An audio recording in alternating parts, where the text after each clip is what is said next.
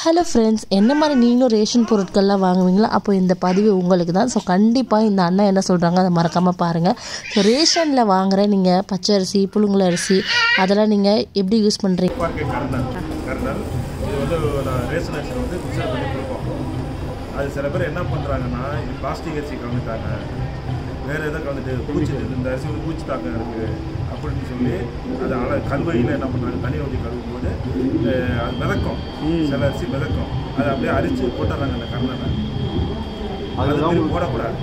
இது வந்து மக்களுக்கு வந்து ரத்த சோகை, சத்து குறைபாடு உள்ளதுக்காக அரசே பல ரூபா செலவு பண்ணி இந்த ரேஷன் அரிசியில் இதுமாரி கலந்து கொடுக்குறாங்க.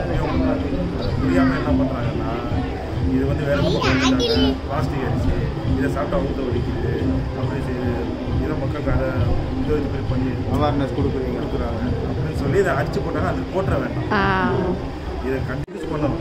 இது வந்து சத்து குறைபாட்டுக்காகும், ரத்த சுகையெல்லாம் வருது மக்கள்கிட்ட. அந்த வரக்கூடாது. அரசாக பல ரூபா செலவு பண்ணி இந்த பண்ணுறாங்க, மக்களுக்கு தெரியாமல் இதை என்ன பண்ணாங்க, இதை எடுத்து தூக்கி போட்டுறாங்க. இது பிளாஸ்டிக் அரிசின்னு சொல்லி நீங்களும் வாஷ் பண்ணி போடாமல் இந்த சத்தான அரிசியை நீங்களும் ட்ரை பண்ணி பாருங்கள். ஸோ கவர்மெண்ட் நம்மளுக்காக செய்யும் போது நீங்கள் கண்டிப்பாக இதை வேஸ்ட்டு இட்லி தோசைக்கு யூஸ் பண்ணிக்கலாம்.